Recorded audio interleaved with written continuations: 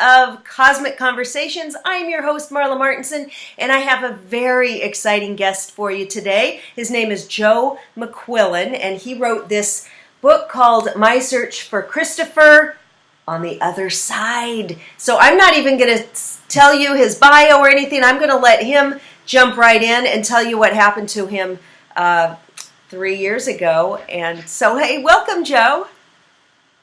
Thanks, Marla. I appreciate you having me on. Yes. So just tell everybody your story. It's so fascinating. I'm loving the book, and it's amazing. Tell us what you're doing here today. What brought you into this new life here? Okay. So first of all, it's never my intention to write a book. I didn't anticipate being here. In December of 2016 for Christmas, or 2015, my son was home for college for Christmas break, and celebrated the New Year's downtown with a bunch of friends, and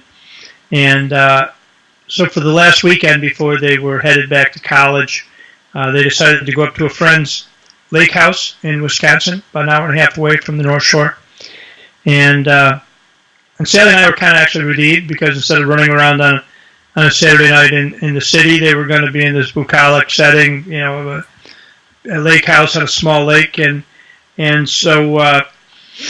It was about a dozen kids went up there and stayed there, and they went to a local pub and drank, shot pool, kicked up their heels a little bit.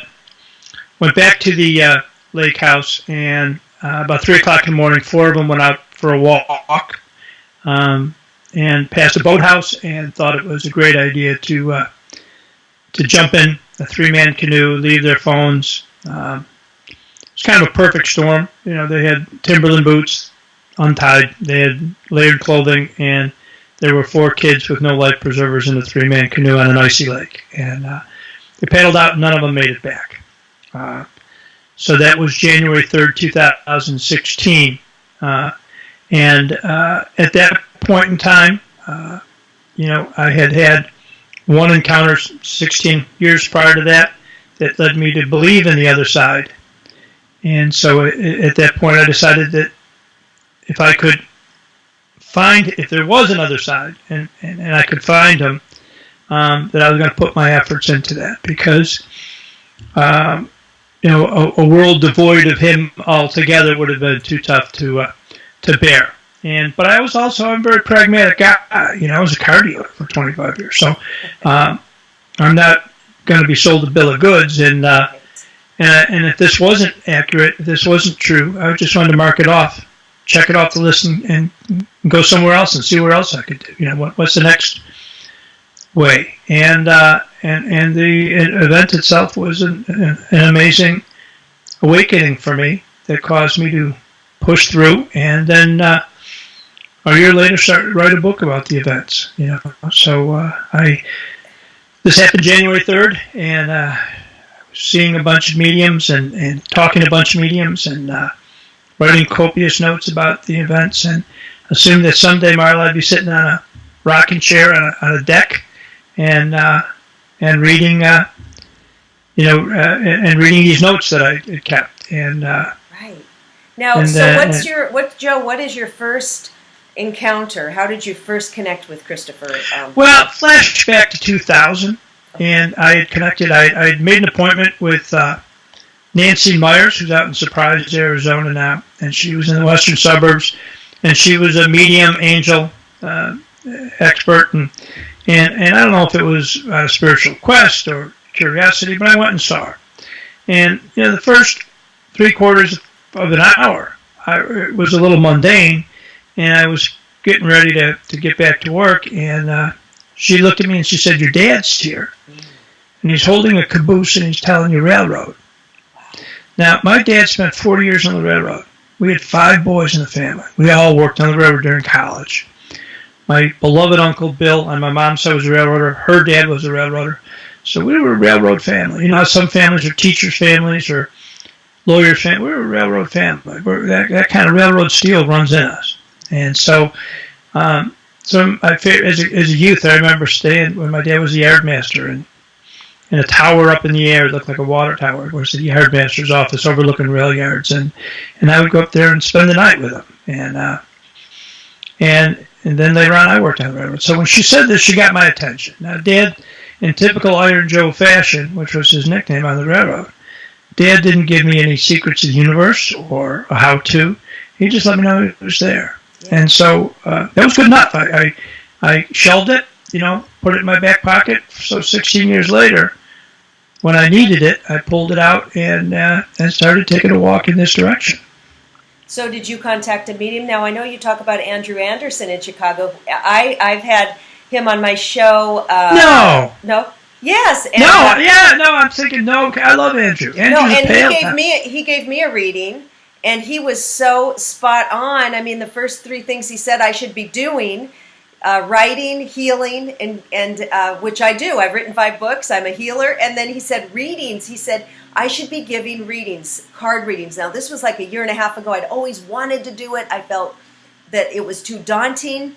How can I learn all the cards? And then, but his voice stayed in my head. Guess what I've been doing for the past year? Studying the cards, learning the cards, doing some readings. So when I was reading in your book about Andrew, I was so excited because I love Andrew. So tell us about your meetings. Andrew's actually almost like a pal now, more than just a medium. We're buddies. And I'll tell you a really cool thing. But so the first time I reached out to the same Nancy who I had talked to 16 years before, and she had a website. I called, and she was in Arizona, and she told me things that nobody would have known, like untied Timberland boots, things that were that later on were in the medical examiner's report. So you called the same lady that in 2000 that you first, the angel from the railroad who told me railroad. Right, called her. Right. Okay. And so we did a number of readings, and I think I maxed out on it because it was great, and she's such a stand-up gal. She was like, look, you can't call back every couple of weeks. It doesn't work that way. There's no more new information. Plus, he's transitioning. Give him a break, Yeah. And so we stayed in touch, and I adore her, But at one point, Marla, now, by the way, I was convinced. I'm in.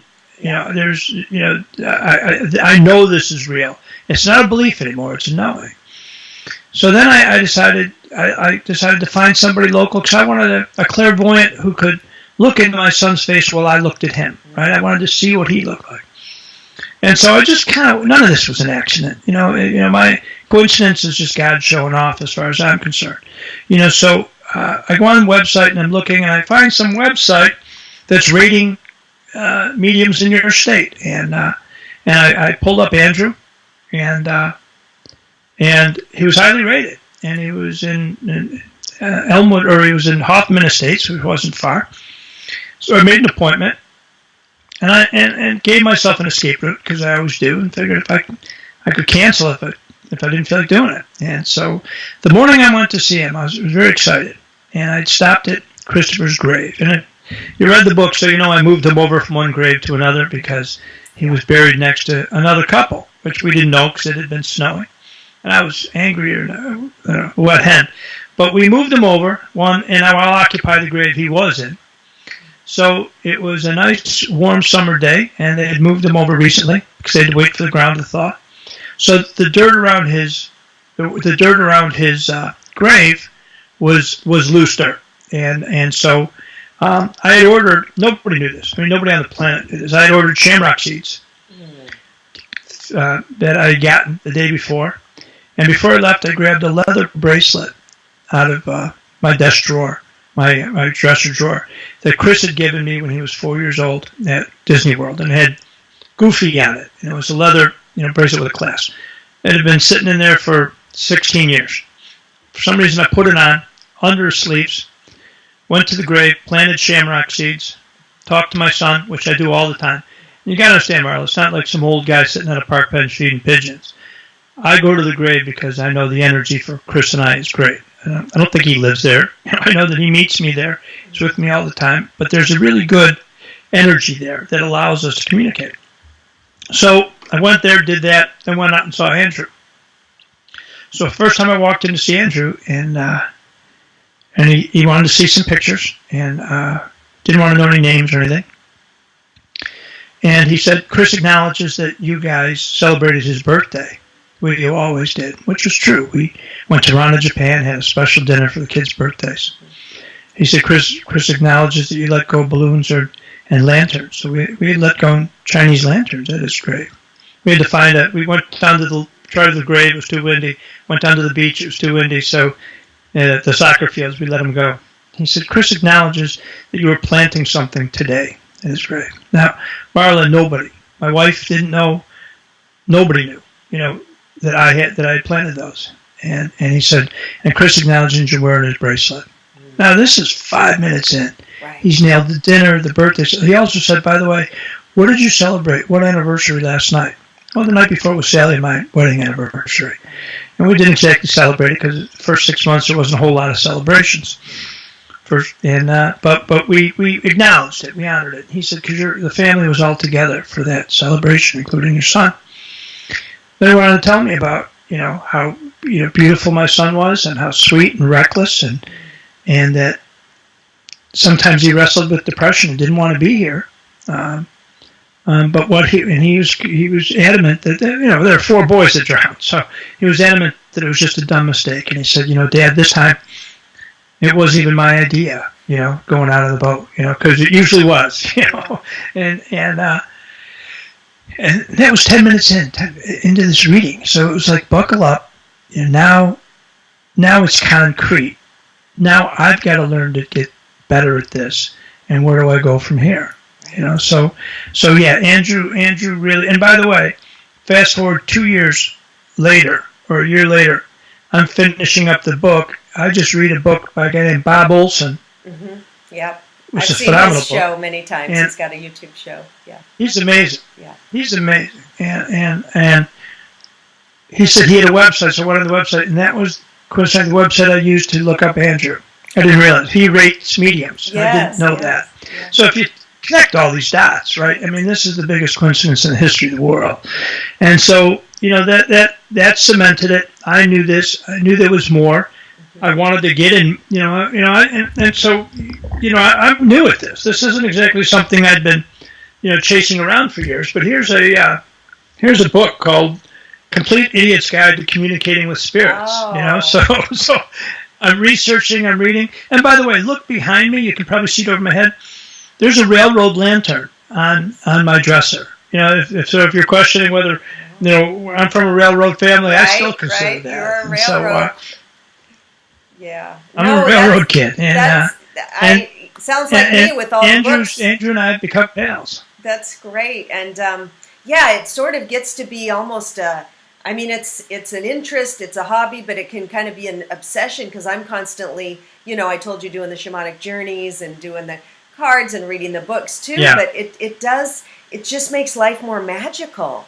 So how has that book for dummies opened you up? You've been able to communicate now with Christopher? I did, and here's what happened.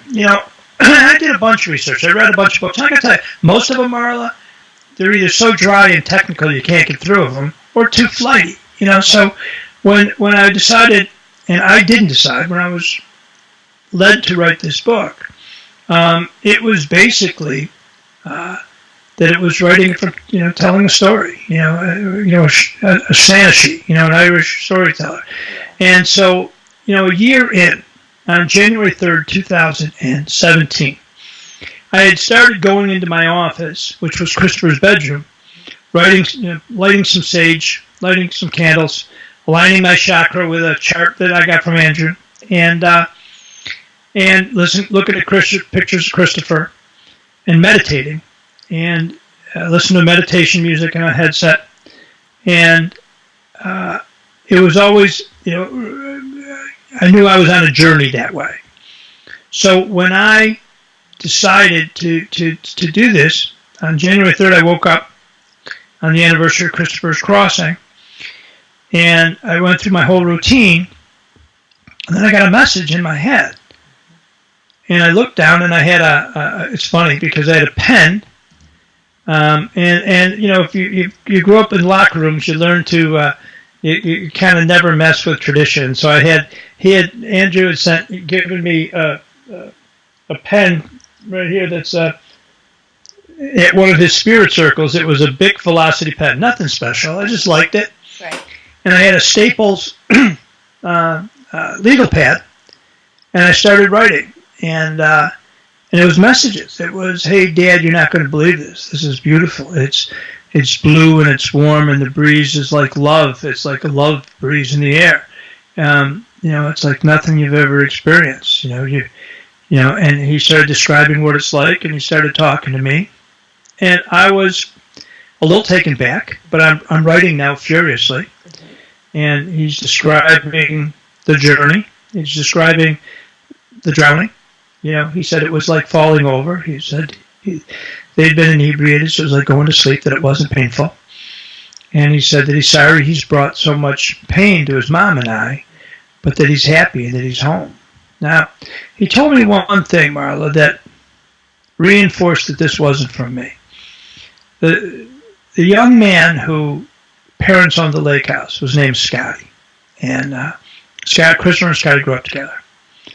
And unbeknownst to anybody, I was holding this resentment that somebody should have been accountable for a bunch of 20-something kids kicking up their heels.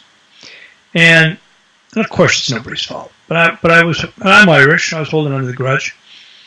And he said, Dad, I love Scotty and Scotty loved me. And he was just being him. You got to let go of that.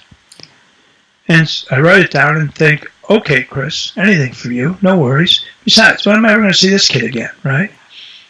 12 hours later, at the grave, on the anniversary, a couple of his friends from college said, can we all meet at the grave around 2 o'clock? So there's a handful of boys show up, and a handful more.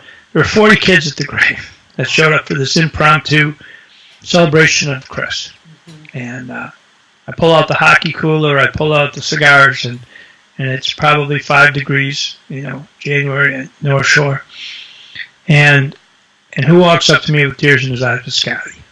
And so because of how he had set me up for this, I was already fine with letting go and embracing this poor kid who was feeling this. He was brokenhearted to begin with. Yes. It was at his house. It wasn't his fault. Could have been my house. Could have been your house. But all of a sudden, I look back and I know that my Chris was paving the way for me. So and that wouldn't have originated with me. Later on, he had been talking in a different reading, and he said to me, life should be a little smoother than that, Pop. It should be like a canoe gliding through water. Now, I got to tell you, do you think anytime I would use a canoe as an analogy after my son drowning? I wouldn't. No. So those are the things that reaffirmed to me that this isn't me trying to put a salve on my broken heart. This is my son communicating to me, and I had a session with him last night, 3:17 in the morning, and it was dynamic, and it was a lot about my sister, who was his godmother, who crossed a month and a half ago, and he continues to tell me things. He told me that she had died of cancer, and he said that we were all there, meaning she said Jerry, Billy, Bobby, Pat, Carrie, we're all there to greet her. But then she had to go deal with the trauma because of the cancer in her life, So he said even though the body was shed off, there was still trauma. So he said, think of it, she had to go to like a spa, a spa to heal. Mm-hmm. And then, and he said, now Marsha's back. And he said, and she's wonderful. He said, think of her when I was a little kid, and she'd be riding her bike with me on the back, child seat in Florida. That's how she is now. He said, and then he said, by the way, everybody loves her. He said the angels love her because she's so much like them. And he said, that's no kidding, Right. So, this was his 3 o'clock. That was 12 hours ago. So do you get this feeling to wake up, or I get woken up. I get woken up. It's not a feeling. It's literally, a tug that tells me, time to get up, Pop. And occasionally I can't do it, and it's because I'm old and tired. So just for people who might be wondering.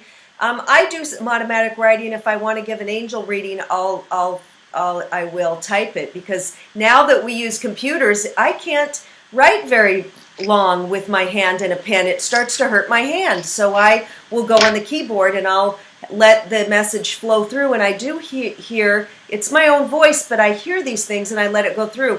Is that how the process for you? It just is this in your mind, in your own voice, there are these ideas that just kind of flow through. It comes through, and I write it longhand, and I'm in the dark because I close the computer, I turn all this lights is the candle lit, and I'm in the dark. So the process is I write it all down, and I'm not conversing at that point. I'm not asking questions.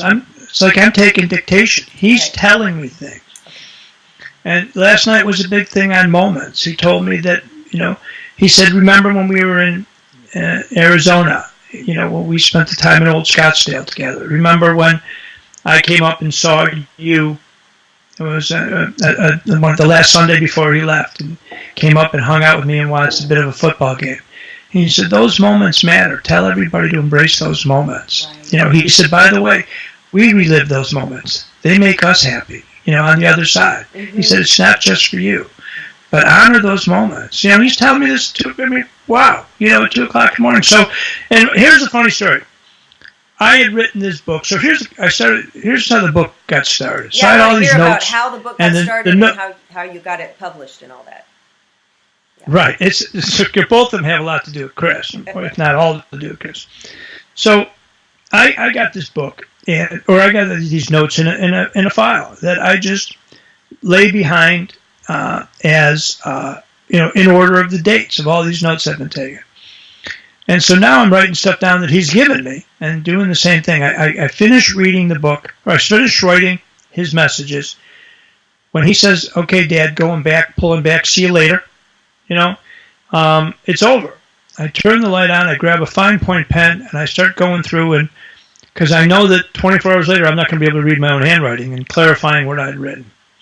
I reread it, I put it in the file, and I figured, the next time I would see it is when I was actually writing the book. So in about April of 17, so it was just over a year that Christopher had crossed. Christopher's uncle, Sally's brother, they were talking about how Christopher used to play hide and seek when he was 2. And he would say, hide again. And he'd take off and hide in the closet under a basket behind the couch. You'd find him and he'd say, hide again, and he'd do it. And it made me smile. And it kind of got that he's hiding. I need the same way I had to find him then, I want to find him now. I walked upstairs and started writing a book. And it came from him. And he would say to me, you got to get this thing written. This has got to get out there. You got to help people here. And he was, sometimes a little bit like, where are you on the book, Pop? He was busting my stomach to make sure. And he would say things like, you're going into a hole. You can't afford to do that. You can't go into a hole. You need to help. So he would encourage me to keep writing. So, I got the message that he wanted it done by Father's Day of 2017, so, or Father's Day of 2018. And so, it took me about a year to write the book, just over, and it was 2018, June of 18 that I finished it. And right before I was done, I was in Florida, and it was the only time I had done any editing or writing or anything other than in my office, which was his bedroom. And his spirit moves very, very freely here.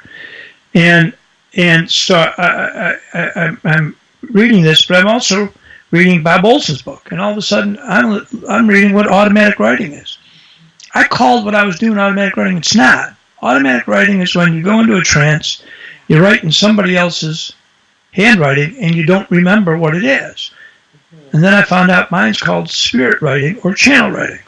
But then I had to go back, and thank God it was a Word document, and look up every place I put automatic writing and change it to what it accurately was. But I laughed. I was almost done with the book. So I finished it by June of 2018, as promised. And it's like now, I purposely didn't think about what I was going to do next with the book because I wanted to get the task done. And I also figured if this really is inspired by Chris and every keystroke, every paragraph, he was there with me, inspiring me, telling me what to write. So I knew that the next part would take care of itself too. And there were a few ups and downs, but I started looking through, I read a book on how to get something published or how to get something, get an agent. And I met with a bunch of authors, and they told me that the agent's the most important thing. So I started going through, I got about 3 or 4 names and emails, and I wrote to Lisa Hagen, who I thought had said she was an agent, and she had a publishing company. So I wrote to her, sent her a snippet, and she said, "Yeah, I'm interested. Send me the manuscript, and maybe I'll get it done in the fall." Right? Well, that wasn't going to do, not for me and not for Chris.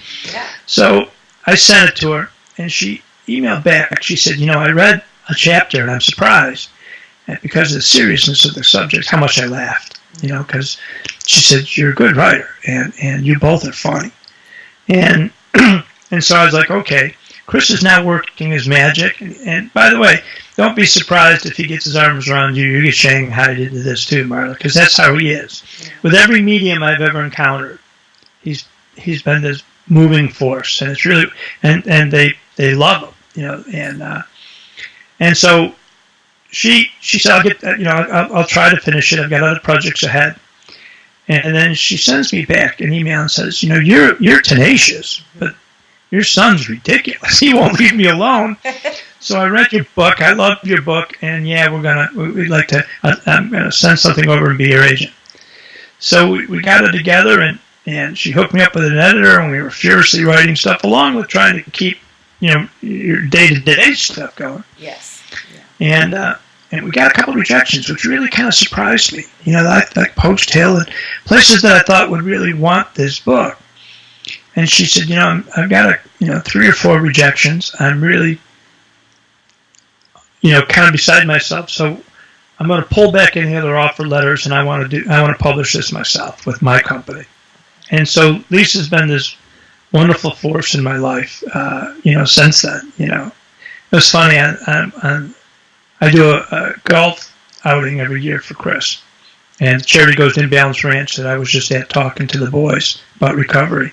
And their fundraiser, and we give them money through the golf outing and other sources. And the day after she had read that, the day after is usually kind of a tough day for me because it'd been leading up and all the focus. And even before the book, when I was working on this golf outing, Chris was next to me every step of the way. And so she called me just out of the blue. And she goes, I'm driving. And she goes, how you doing, buddy? I was like, I'm hanging in there. But it was just so sweet that it was no longer a kind of like Andrew. It's no longer a professional association, but they're friends. But she had some visitations from him, or does she have some mediumistic skills, or what? Yes, she does. And he's visited her. Oh. And pushed her to go ahead and read the book and do this. Yeah, she does. She's intuitive. Mm-hmm. He's around Andrew all the time. He's around this other great street medium, Sherry Jewell, who's a local gal, all the time. And it's kind of like that. There's Tony Russo out of New York, and she's just this amazing medium. Did a phone reading, recommended by Jen Weigel. Mm-hmm. And she just nailed it. And then a couple of days later, she texts back. She goes, your son's hanging around the house. He likes it here. He's playing with my daughter and the dog, and he's a wonderful energy. So that Chris was that way. He was a handful. He was trouble. He was beautiful. He was fun, but he was a really sweet kid. And he was big fan of the underdog. Half of the donation for Imbalance Ranch goes to Imbalance, the other to Penguin Players, which is disabled young adults doing performances, and he was a mentor in that program. So we effectively keep that program above water with our outing and stuff. So his work still continues, and in this book. Andrew, you're funny. Andrew called me one day, and he really wanted me to be part of his spirit circles, And I said, and I did a few of them, and I said, Andrew, I like spirits better than most people. So, I'm not a big fan of the group, right? You and me one-on-one is golden. So one day I'm getting ready to leave the office downtown. And he calls me. He goes, hey, Joe, it's Andrew. I go, hey, buddy, how are you doing? He said, can I tell you something really kind of weird? When a medium tells you he wants to tell you something weird, pull the car over. Yeah, exactly. I can't wait for this. Yeah, so Christopher a buddy of mine and I wrote a song called I'll Send You Feathers. And because Christopher sends me feathers, and he sends me cardinals. He sends my wife hawks. My dog just came in my office, and so Andrew said, I was at the gym running on the treadmill, and Christopher popped up. He said, when these spirits pop up uninviting, I usually say, come back later. This is my time. And Chris said, yeah, no thanks. He said, this is good. So after trying to shoo Christopher away, which never worked. It never worked for me. It never worked for his mom. And it's not going to work for Andrew. Andrew said Chris had a poem he wanted to read him, and that he wanted.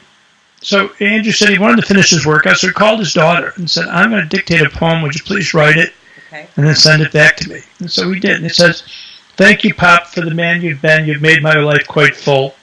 The things you've done since I've been gone have touched my heart and soul.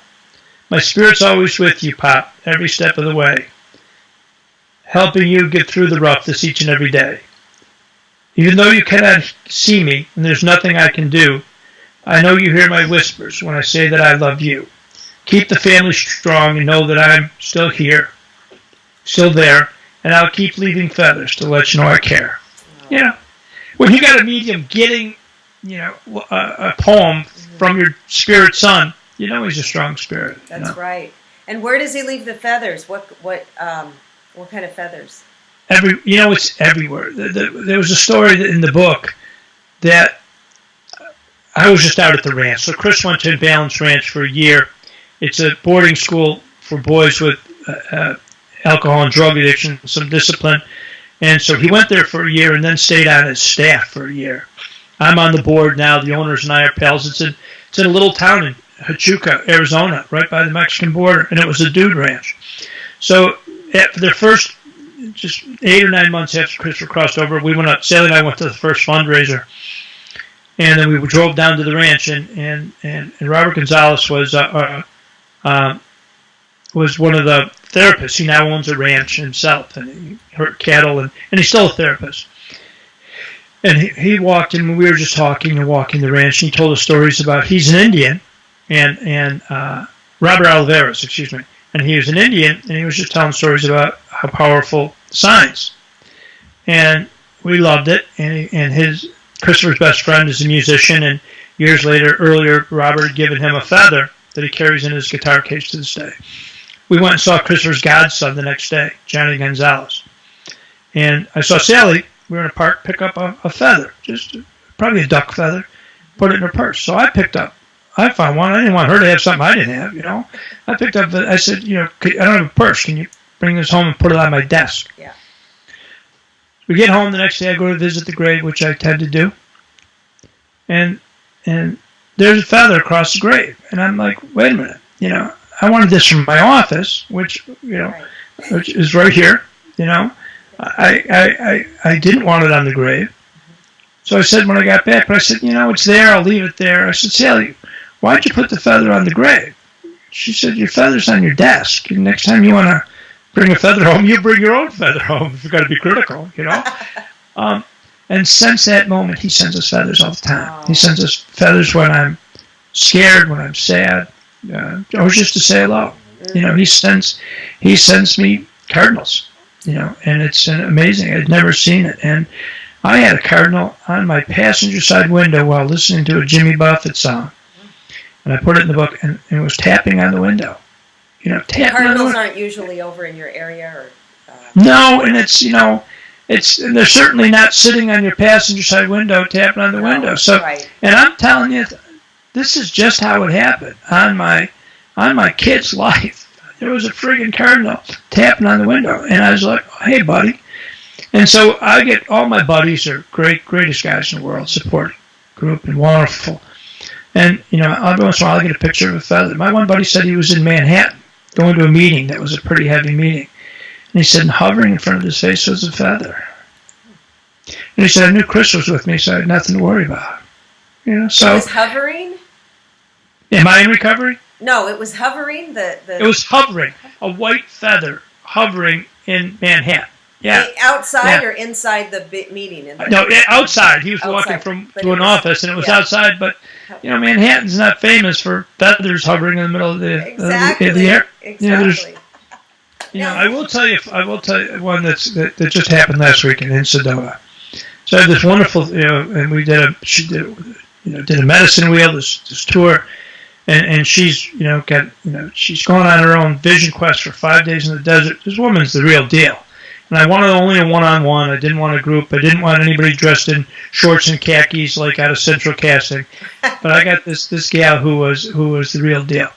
And so we had this wonderful tour, and I'm up in the vortexes, and I'm feeling, Chris, and I'm crying, because I'm feeling. And as I'm leaving, she said, she took a bunch of pictures with my phone. And as the sun was coming down, she said, raise your arms up like this so it looks like you're cradling the phone. She didn't tell me why, but it turned out it looked like it was cradling the sun coming down. Yeah. And then on that, and it's hard to see, but, I got a tattoo of a cardinal. Oh, yeah. And it has his initials on it, and the eye is a blue-green eye. He had these beautiful green eyes that had a blue tint to them. They're just gorgeous, just knock you out. And I had that eye put there on my cardinal. And she gives me my camera back, and then she looked at the picture and she said, notice the blue orb? There's an orb below me in the picture, 3 or 4 pictures of me just in this one spot. That was that same blue color, that blue-green color, identical. And it was like, is that a stretch? I don't think so. He'd been with me the entire time, and now he wanted me to take something home, So, it's just affirmations for me that, they're not gone. They're a breath away if you're open to it. And Joe, what I love about you is you're like a regular guy. You were a car salesman. You're a mortgage broker. I play hockey. You play hockey. You smoke cigars. You drink beer, right? And you're not like this woo-woo person with their head in the clouds. You're a real grounded, regular, Midwestern guy who this happened to. So your message is so powerful. Even better. I'm a Buffalo guy, Buffalo, New York guy. Okay, where I was born and raised. And so Christopher said all the time in this book, he would say, "You're just a good ambassador for this power." Yes, exactly. They'll hear it from you, or they might not hear it from somebody else. And I'm the youngest of 10 kids in an Irish Catholic dysfunctional family. So I don't care if you don't buy the story unless you've lost a kid. Then I want to get through to you, That's beautiful. Well, Joe, thank you so much for spending this time with us. And everybody, Joe's links are below for his book. And leave a comment if you've lost someone or have had some communication with the spirit that passed over. If you do an automatic writing, I want to hear from you. Leave us a message. Wonderful. And bye, everybody. And my email is jbmcquillen. Okay, MCQUILL. that's below in the show notes, you guys. His email. Yeah, and if somebody wants to send something out, please do. Okay, you can reach out to Joe if you need to talk. I'd love that. All right. Bye, everybody. Thanks, Marla.